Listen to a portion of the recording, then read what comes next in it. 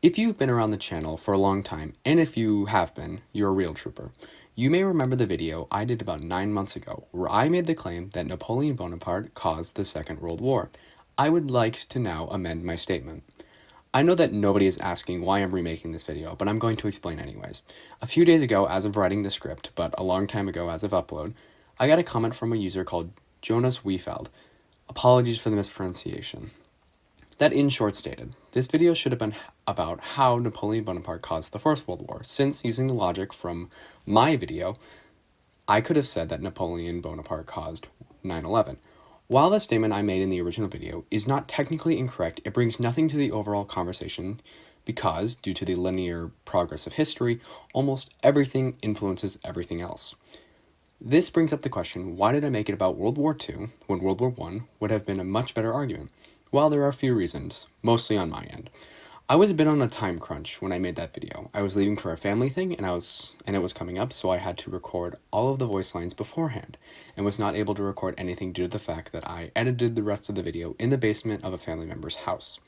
The second reason is that I was trying to see what would happen if I tried a very inflammatory title like that one, so I needed to make it appeal to the most amount of people, and World War II appeals much more to people than World War I. But in the process, I weakened my own argument, so let me rectify the situation by now telling how Napoleon Bonaparte caused the First World War.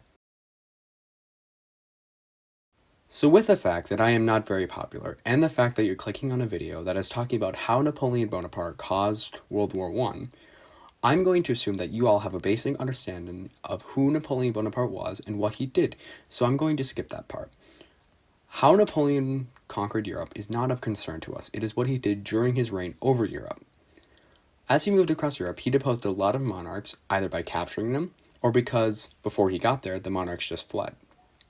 This led to Napoleon, or his family, or confidants, ruling over the kingdom that were conquered. Napoleon brought his ideas of the French Revolution to the people of Europe, and I know this may sound weird because you know he was a dictator, but the ideas were still spread nonetheless. The main thing that changed during this was how the people saw themselves in relation to their country. See, before the Napoleonic Wars and the French Revolution, most of the people that lived in the countries thought of themselves as subjects of the king or queen, usually king.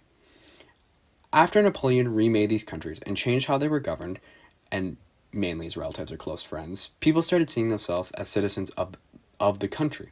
This led to them taking more pride and began to invest themselves more in what their country was and what it was doing. This is what we refer to as nationalism. The definition of nationalism, as according to the dictionary, identification with one's own nation and support for its interests, especially to the exclusion or detriment of the interests of other nations. The main spots where nationalism came to be was the newly unified German and Italian states.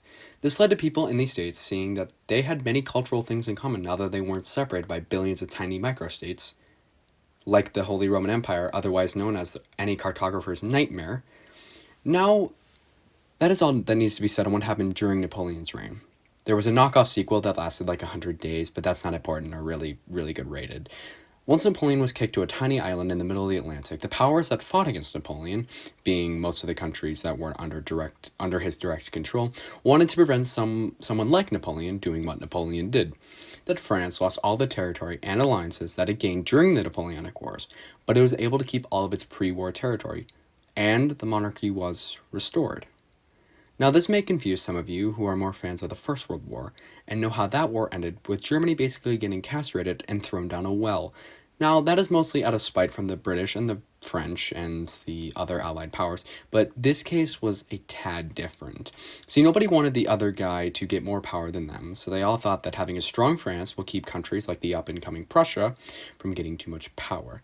Now, most of these big countries that made up the Seven Coalition, that's the one that defeated Napoleon, didn't trust each other as evidenced by their thoughts on France. This led to them forming complex alliances to discourage other countries from attacking them. This complex web of interwoven alliances is referred to as the Concert of Europe.